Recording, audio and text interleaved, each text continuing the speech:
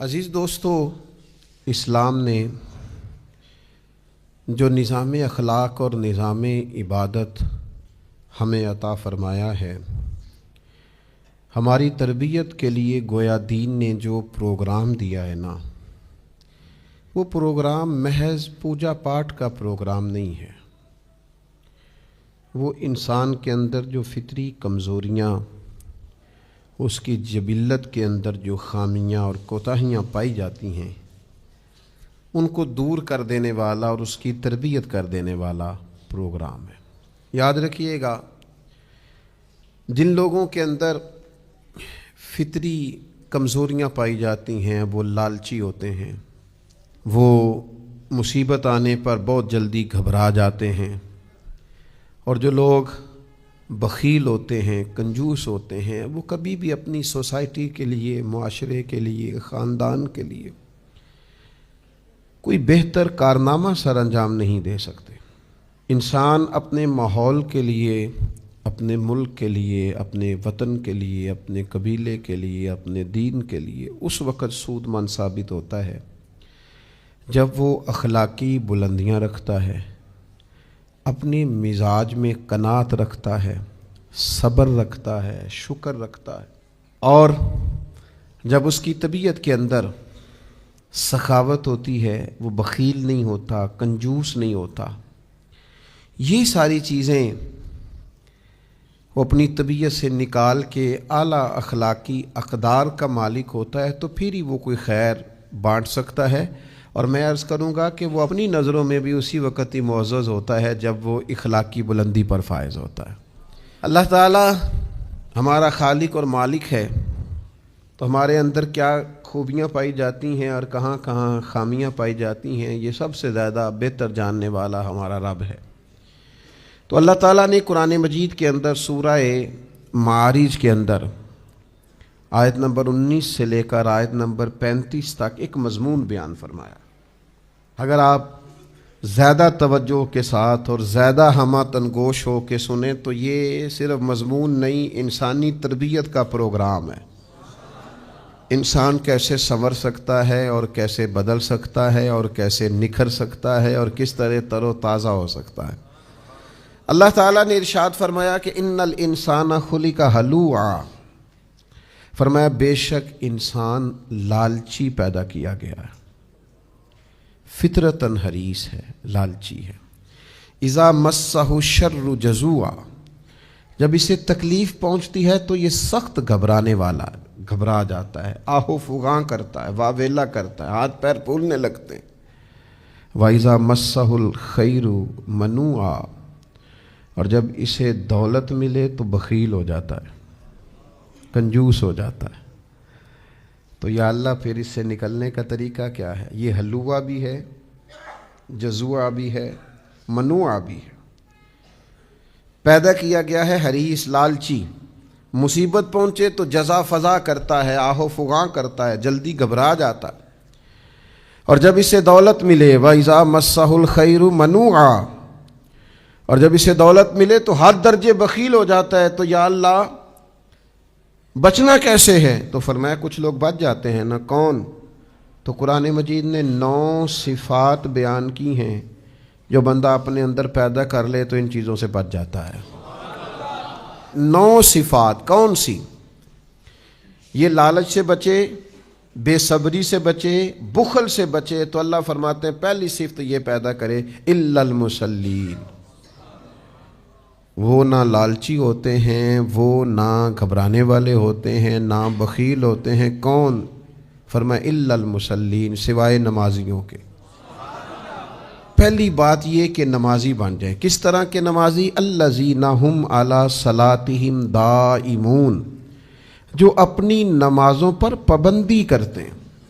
وہ والی نماز نہ ہو کہ کبھی پڑھی کبھی نہ پڑھی، اپنی نماز پر پابندی کرنے والے ہوں۔ پہلی صفت یہ ہے کہ نمازی ہوں، پھر نماز پر پابندی کرنے والے ہوں۔ والذین فی اموالہم حق معلوم، اور جن کے مالوں میں مقررہ حق ہے۔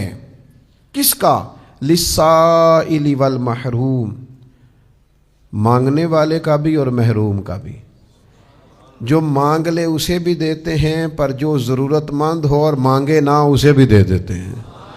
یہ پھر ان عادات سے، ان خصلتوں سے، ان فطری کمزوریوں سے یہ لوگ بچ جاتے ہیں۔ آگے فرمایا والذین یصدقون بیوم الدین، وہ لوگ جو قیامت کے دن کی تصدیق کرتے ہیں، جن کو یقین ہے کہ قیامت آئے گی، بدلے کے دن کی، قیامت کے دن کی، جزا کے دن کی تصدیق کرنے والے ہیں، جن کے ذہنوں میں ہے قیامت آئے گی، وہ نہ بخیل ہیں، نہ لالچی ہوتے ہیں، نہ جلدی گھبرانے والے ہوتے ہیں۔ اور پھر فرمایا والذین ھم من عذاب ربہم مشفقون، اور وہ لوگ جو اپنے رب کے عذاب سے ہمیشہ ڈرنے والے ہیں۔ ان عذاب ربہم غیر مأمون، اور فرمایا بے شک ان کے رب کا عذاب نہ ڈر ہونے والی چیز بھی نہیں، وہ ڈرنے والے ہیں رب سے، اور ڈرنا بھی چاہیے، کیونکہ اللہ کا عذاب نہ ڈر ہونے والی چیز نہیں ہے۔ آگے فرمایا والذین ھم لفروجہم حافظون، پھر وہ لوگ اپنی شرم گاہوں کی حفاظت کرنے والے ہیں، بدکار نہیں، بے حیا نہیں، بدکاری، زنا، ان چیزوں سے بچنے والے، اپنی شرمگاہ کی حفاظت کرنے والے۔ ہاں الا علی ازواجہم او ما ملکت ایمانہم فانہم غیر ملومین، ہاں اپنی بیویوں کے پاس جائیں یا اپنی کنیزوں کے پاس، باندیوں کے پاس جائیں تو ان پر کوئی ملامت نہیں، وہ جائیں کوئی حرج نہیں، لیکن باقی وہ بچتے ہیں، اپنی شرمگاہ کی حفاظت کرتے ہیں۔ یہ قرآن مجید وہ پروگرام دے رہا ہے جس سے انسان کی تربیت ہوگی، جس سے انسان، لالچ اس کے ذہن سے نکل جائے گا، گھبرانا نکل جائے گا، اس کے دل کے اندر سے بخل، یعنی وہ شرمگاہ کی حفاظت کرے تو اس کے اندر کو اللہ اتنا مضبوط کر دیتا ہے کہ نہ بخیلی رہتی ہے، نہ بے صبری رہتی ہے، نہ لالچ رہتا ہے۔ اپنی شرمگاہ کی حفاظت کرے سوائے اپنی بیویوں کے اور اپنی باندیوں کے۔ فرمایا فمن ابتغى وراء ذلك فاولئک هم العادون، البتہ جو خواہش کرے اس کے علاوہ، جو اس کے علاوہ اور طریقے اختیار کرے، معاذ اللہ زنا کرے، لواطت کرے، بدکاری کرے، فاولئک هم العادون، فرمایا یہ لوگ حد سے گزرنے والے ہیں، یہ حد سے گزرنے والے۔ اور اگلی صفت کیا بیان فرمائی؟ فرمایا والذین ھم لاماناتہم وعہدہم راعون، فرمایا وہ اپنی امانتوں کی بھی حفاظت کرنے والے ہیں اور اپنے عہد و پیمان کی، اپنے وعدوں کی بھی حفاظت کرنے والے ہیں۔ اور فرمایا آگے، فرمایا والذین ھم بشہاداتہم قائمون، وہ لوگ جو اپنی گواہیوں پر قائم رہنے والے ہیں۔ والذین ھم بشہاداتہم قائمون، جو گواہی پر ڈٹ جانے والے لوگ۔ والذین ہم علی صلاتہم یحافظون، اور وہ لوگ جو اپنی نمازوں کی حفاظت کرنے والے ہیں۔ قربان جائیں، باقی چیزوں کا ایک بار ذکر آیا ہے، نماز کا 2 بار آیا ہے، 2 بار ذکر فرمایا نماز کا۔ ایک جگہ پہ فرمایا نماز پڑھنے والے ہمیشگی کرنے والے ہیں، دائمون، یہاں فرمایا یحافظون۔ علماء اور صوفیاء فرماتے ہیں 2 دفعہ ذکر کرنے سے مراد یہ کہ نماز چیز ہی بڑی اہمیت والی ہے، نماز کو خالی نماز نہ سمجھنا، یہ تمہارے اندر سے لالچ نکالتی ہے، یہ تمہارے اندر سے بزدلی نکالتی ہے، یہ تمہارے اندر سے کنجوسی نکالتی ہے۔ تو یہ 9 صفتیں جو پیدا کرے گا یا اللہ اسے کیا ملے گا؟ تو رب فرماتا ہے اولئک فی جنات مکرمون، یہ لوگ ہیں جو جنت میں بھی عزت والے ہوں گے۔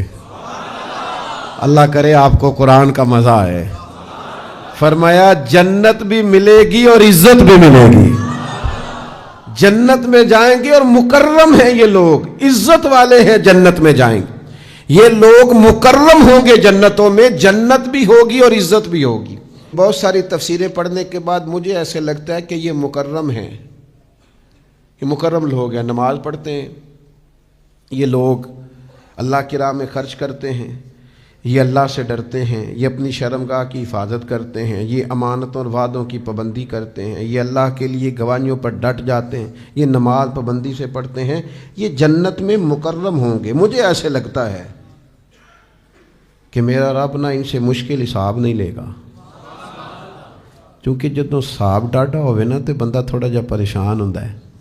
تو کریم نے فرمانا وہ نمازیوں، وہ اپنی شرمگاہوں کی حفاظت کرنے والوں، وہ صدقے کرنے والوں، وہ مانتوں کا خیال کرنے والوں، وہ وعدوں کی پابندی کرنے والوں، وہ گواہیوں کے لیے ڈٹ جانے والوں، تمہیں جنت بھی دینی ہے، عزت بھی دینی ہے. مانا کیا ہے؟ تم سے حساب نہیں لینا، جاؤ تمہیں بغیر حساب جنت عطا کی، بغیر حساب جنت عطا کی. کچھ خوبیاں اپنے اندر پیدا کر لیں.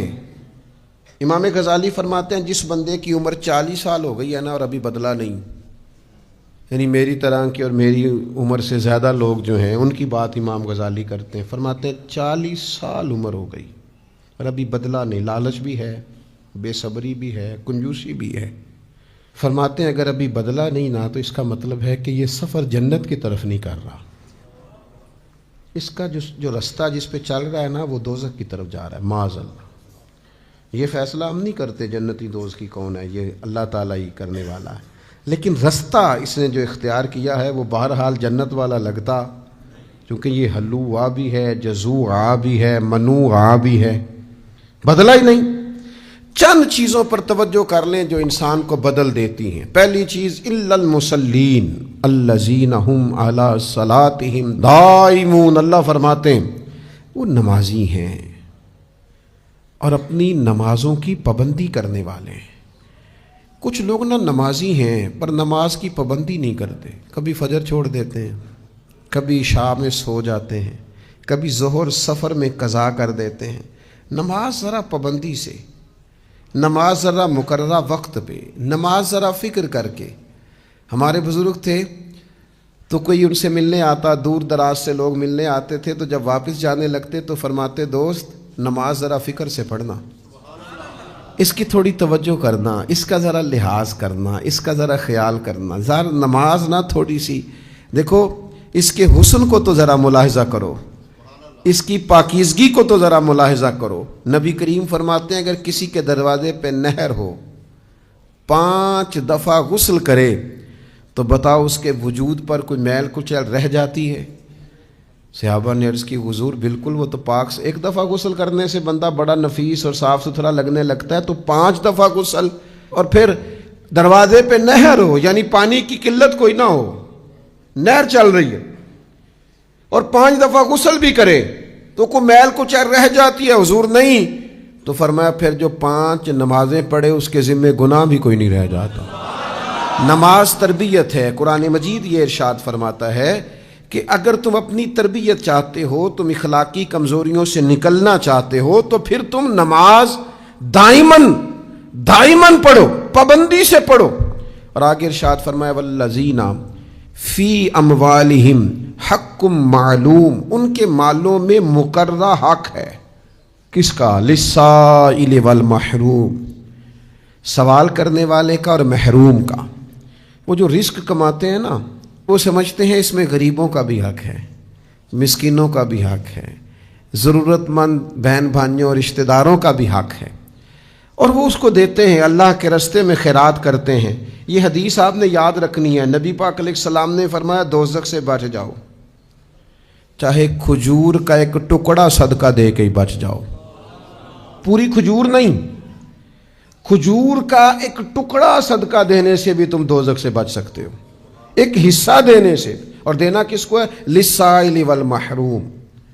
سوالی کو بھی دے دو جو مانگ رہا ہے، اور جو ضرورت مند تو ہے پر سوال نہیں کر رہا، محروم تو ہے پر مانگ نہیں رہا، اسے بھی دے دو. ویسے آپ کو ایک طبیعت بتاؤں انسانوں کی، اپنی اور آپ کی. ہم اپنی مرضی سے سخاوت کریں تو جتنی مرضی کریں، اور اگر کوئی بہن بھائی مانگ لینا پھر بڑی تکلیف ہوتی ہے. دسو یہ مانگ ہی رہا ہے، اس کی توجہ ہی میرے پیسوں پہ ہو گئی. آپ وہ دریاؤں کی موج ہے نا، اگر آ گئی تو اس کو بھی 50,000، اس کو بھی لاکھ، اس کو بھی 2، اس کو بھی 3. دریا کی موج ہے، وہ دے رہا ہے. اور اگر کسی نے سوال کر لیا، مانگ لیا، ضرورت کا اظہار کر لیا تو پھر لوگ پریشان ہو جاتے ہیں. میرا رب کہتا ہے جو ضرورت مند ہے اور مانگ رہا ہے دے دے اسے بھی. حضرت عبداللہ ابن عمر کے نا کچھ غلام لمبی نمازیں پڑھنے لگتے تھے تو آپ انہیں آزاد کر دیتے تھے. تو آپ کے بیٹے نے کہا ابا دی یہ لمبی لمبی نمازیں پڑھ کے آپ سے آزادی لیتے ہیں، بعد میں پتہ نہیں 5 بھی پڑھتے ہیں کہ نہیں۔ آپ نے فرمایا بیٹا یہ مجھے رب کے نام پہ دھوکہ دیتے ہیں، میں رب کے نام پہ دھوکہ کھانے کو تیار ہوں۔ اور سانو لوٹ لے سارا ہی، پر دیکھو نا کس کے نام پہ، للسائل والمحروم۔ وہ دے دو یار، کوئی مانگے تو، کوئی سوال کرے تو۔ میں آپ کو دنیا میں کچھ ایسے لوگ بتاتا ہوں، لوگ ان کو کہتے بھی ہیں یار تو نہ نہیں کرتا لارے لانا ہے، کہتے ہیں لوگ کہ فلانا جی انکار نہیں کرتا، تو میں کہتا ہوں تم ابھی تک اس کی فطرت نہیں سمجھے، اس کی طبیعت میں انکار ہے ہی نہیں، کرے کہاں سے؟ تو اللہ کہتا ہے سائل کو بھی دے دو، اگر تم بدلنا چاہتے ہو، تم اپنی تربیت چاہتے ہو، تو پھر کیا کرو، تمہارے مالوں میں مقررہ حق ہونا چاہیے، سائل کا بھی اور مانگنے والے کا بھی، اور جو ضرورت مند تو ہے پر مانگتا نہیں ان کا حق دے دو۔ ایک ضرورت مند مانگ رہا، ایک ضرورت مند ہے نہیں مانگ رہا، دونوں کو دو، اس سے کیا ہوگا، تمہاری اخلاقی تربیت ہو جائے گی۔ آگے فرمایا والذین یصدقون بیوم الدین، جو قیامت کے دن کی تصدیق کریں گے ان کے اخلاق بہتر ہو جائیں گے، کردار بہتر ہو جائے گا۔ جس بندے کو پتا ہونا میں نے کل جواب دینا ہے وہ ٹھیک ہو جاتا ہے، جس کو پتا ہونا حساب لینے والا سخت ہے، ایک ایک پائی کا پوچھے گا، وہ بندہ تگڑا ہوتا ہے۔ جسے پتا ہونا کہ جس کے پاس میں رہتا ہوں وہ بندہ بڑا چاق و چوبند ہے، وہ بندہ سوچ سمجھ کے غلطی کرتا ہے۔ جسے پتا ہونا کیمرے کی آنکھ مجھے دیکھ رہی ہے، وہ حساب کتاب ادھر ادھر نہیں کرتا، تو قیامت آئے گی، حساب وہ رب لے گا جسے نہ اونگ آتی ہے نہ نیند آتی ہے، اور وہ کہتا ہے ثم لتسألن یومئذ عن النعیم، میں ایک ایک نعمت کے بارے میں پوچھوں گا۔ تو میرا مالک اس آیہ مقدسہ میں یہ ارشاد فرماتا ہے کہ اے مومنو، اگر تم چاہتے ہو تمہارے اندر اخلاقی اور روحانی تبدیلیاں آ جائیں تو قیامت کے دن کی تصدیق کرو۔ آگے فرمایا والذین ہم من عذاب ربہم مشفقون، وہ اپنے رب کے عذاب سے ہمیشہ ڈرتے ہیں، ہمیشہ ڈرتے ہیں، وہ ڈرتے رہتے ہیں، ان کو بڑا ڈر لگتا ہے۔ وہ کہتے ہیں عدل کریں تے تھر تھر کمبن، اونچیاں شانہ والے، وہ ڈرتے ہیں۔ اور اللہ فرماتا ہے انا عذاب ربہم غیر مأمون، بے شک ان کے رب کا عذاب نہ ڈر ہونے کی چیز بھی نہیں، ڈرنا بھی چاہیے۔ اور جو رب سے ڈرتا ہے نا بدل جاتا ہے، جو رب سے ڈرتا ہے وہ واقعی سنور جاتا ہے، جو اللہ سے ڈرتا ہے اس میں تبدیلی آ جاتی، اور میرا رب کریم اسے اجر بھی دیتا ہے۔ نبی پاک علیہ السلام نے فرمایا اگر تمہاری آنکھ سے اللہ کے خوف سے اتنا بھی آنسو کا قطرہ نکل گیا جتنا مچھر کا پر ہوتا ہے، تو جس طرح بھینس کے تھنوں سے نکلا ہوا دودھ دوبارہ بھینس کے تھنوں میں نہیں نہ جاتا، اس طرح جو اتنا بھی رو لے اللہ کے خوف سے کہ مکھی کے یا مچھر کے پر کے برابر آنسو نکل جائے، وہ بندہ دوزخ میں بھی نہیں جائے گا۔ بندوں سے ڈرتے پھرتے ہیں، برادری سے ڈرتے پھرتے ہیں، قبیلے سے ناراض نہیں ہونا، کچھ لوگ اولاد سے بھی ڈرتے ہیں، سیاستدان ووٹروں سے ڈرتے ہیں، بڑے بڑے بڑے بڑے لوگ بڑے بڑوں سے ڈرتے ہیں، لیکن اگر سنورنا چاہتے ہیں، بدلنا چاہتے ہیں تو پھر رب سے ڈریں۔ اور اللہ کہتا ہے تیرے رب کا عذاب نہ ڈر ہونے والی چیز بھی نہیں۔ والذین ہم لفروجہم حافظون، اگر تم چاہتے ہو تمہیں بلندی کردار نصیب ہو، تمہارے اندر سے بری عادات اور رذائل نکل جائیں، بدخلقیاں بد اخلاقیاں نکل جائیں، تو پھر فرمایا والذین ہم لفروجہم حافظون، وہ لوگ اپنی شرمگاہ کی حفاظت کرنے والے ہیں، الا علی ازواجہم او ما ملکت ایمانہم فانہم غیر ملومین، فرمایا اگر سوائے اس کے کہ تم اپنی بیویوں کے پاس جاؤ یا باندیوں کے پاس جاؤ، فانہم غیر ملومین، تو اس پر تمہیں ملامت نہیں، بلکہ حضور نے فرمایا بیوی کے پاس جانے سے تو اللہ صدقے کا ثواب عطا کرتا ہے، یہ تو نیکی ہے، یہ تو خیر کا کام ہے، تمہیں کوئی ملامت۔ لیکن فمن ابتغى وراء ذلك، اگر تم اس کے علاوہ رستہ تلاش کرو، کوئی غلط راہ اختیار کرو، اپنی جائز خواہش پوری کرنے کے لیے کوئی گندا رستہ اختیار کرو، تو فاولئک هم العادون، یہ وہ لوگ ہیں جو حد سے بڑھنے والے ہیں۔ کس کی حد؟ شریعت کی حد۔ کس کی قائم کردہ حد؟ اللہ کی قائم کردہ حد۔ جو اس کے علاوہ رستہ اختیار کرے گا وہ اللہ کی حدود سے تجاوز کرے گا، اور جو رب کی حدود سے تجاوز کرے گا پھر اللہ تعالیٰ اس سے پوچھ لے گا، پھر اس کا حساب ہوگا، پھر اس شخص کے اندر بہت ساری چیزیں ایسی ہیں جو اس کے لیے تکلیف کا باعث ہوں گی۔ تو جو لوگ چاہتے ہیں کہ بلندی کردار اور عظمت کردار حاصل ہو، اپنی شرمگاہ کی حفاظت کریں۔ دیکھو تو صحیح یار، کتنے سادے لفظوں میں کتنی بڑی بات میرے کریم محبوب علیہ السلام نے ارشاد فرمائی۔ فرمایا لمبی گارنٹی نہیں مانگتا، بس دو چیزوں کی گارنٹی دیکھ کے مجھ سے جنت کی گارنٹی لے لو۔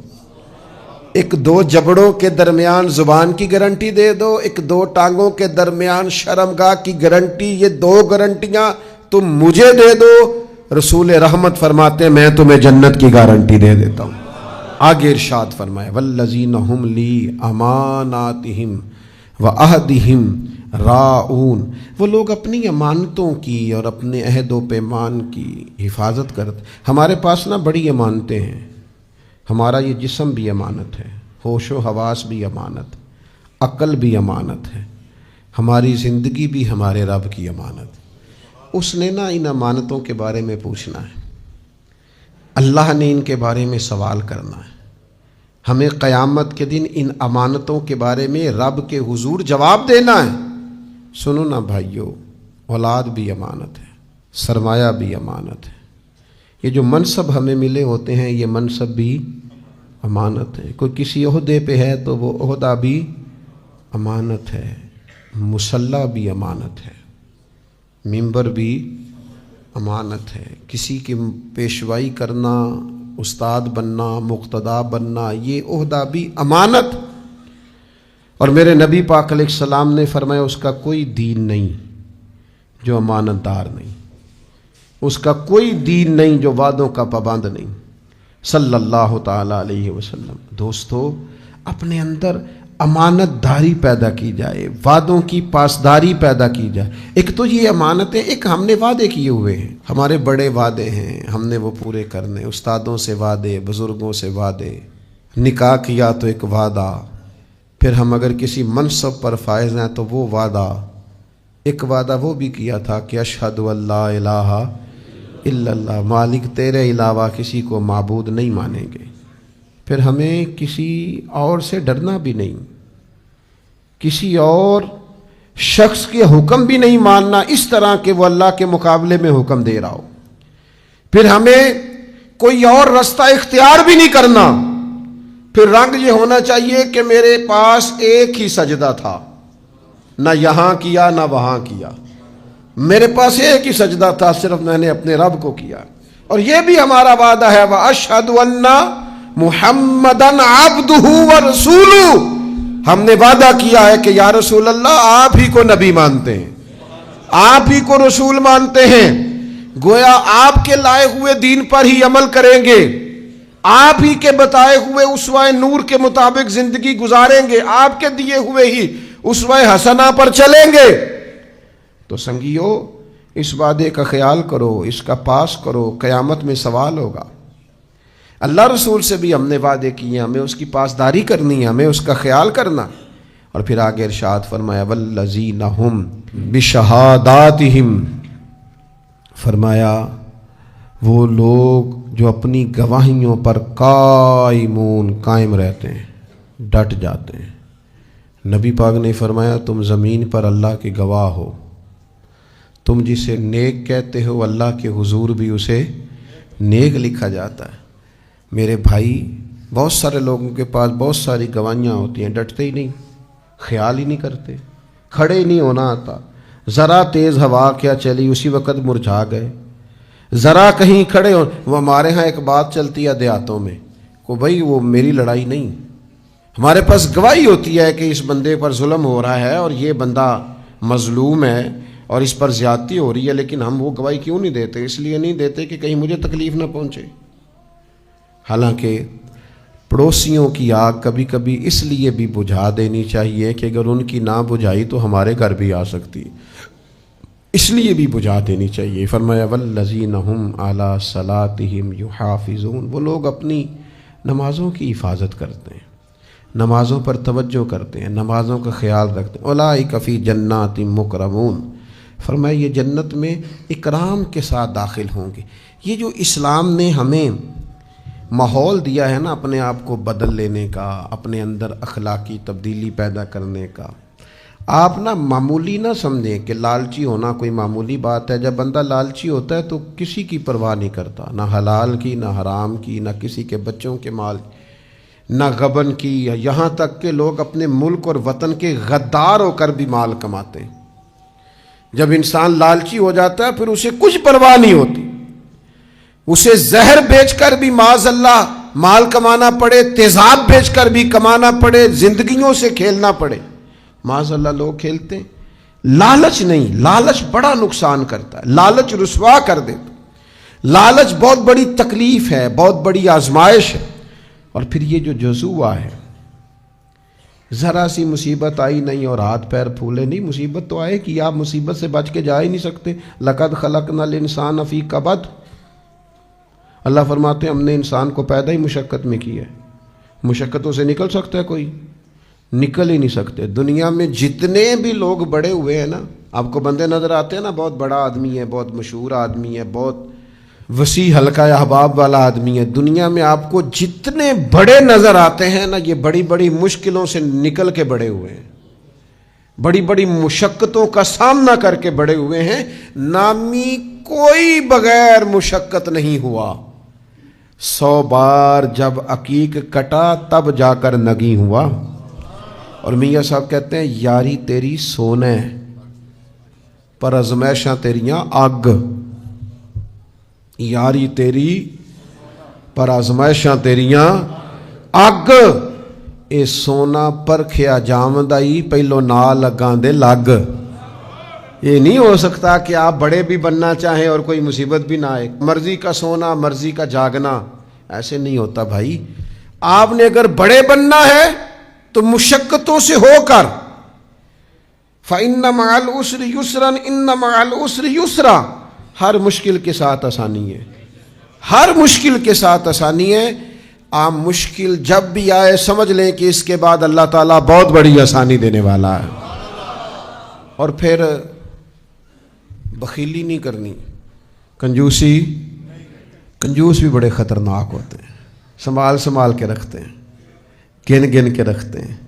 بخل نہیں، کنجوسی نہیں۔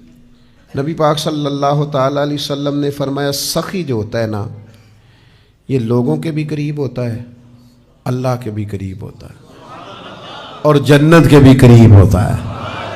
اور فرمایا یہ جو کنجوس ہوتا ہے نا، کنجوس، یہ لوگوں سے بھی دور ہوتا ہے، اللہ سے بھی معاذ اللہ دور ہو جاتا ہے، اور جنت سے بھی دور ہو جاتا ہے۔ کنجوسی نہ کریں، جہاں خرچ کرنا ہے وہاں خرچ کریں۔ اللہ اس کو دیتا ہے جو رب کی راہ میں دیتا ہے۔ ہمارے رویوں سے بعض اوقات بخل چھلکتا ہے، ہمارے مزاجوں سے، طبیعتوں سے، رویوں سے بعض اوقات محسوس ہوتا ہے کہ یار یہ تو بہت بڑا آدمی ہے، اس کا تو انداز بڑا انوکھا ہونا چاہیے تھا۔ تو بخیلی نہیں کرنی، کنجوسی نہیں کرنی، دل کھلا رکھنا ہے۔ جو دیتا رہتا ہے رب بھی اسے دیتا ہی رہتا ہے۔ اور اللہ کہتا ہے تم نے پاس سے نہیں دینے، وَمِمَّا رَزَقْنَاهُمْ يُنْفِقُونَ، وہ جو میں نے نہیں تمہیں دیا، اوئے ہوئے مزہ تو لو ذرا اس کا، وَمِمَّا رَزَقْنَاهُمْ يُنْفِقُونَ، وہ جو میں نے تمہیں دیا ہے اس میں سے تم نے میرے راستے میں خرچ کرنا ہے، اپنے پاس سے نہیں، وہ میں نے نہیں دیا تمہیں، اس میں سے تم نے میرے راہ میں دینا ہے۔ اللہ سمجھنے کی توفیق دے۔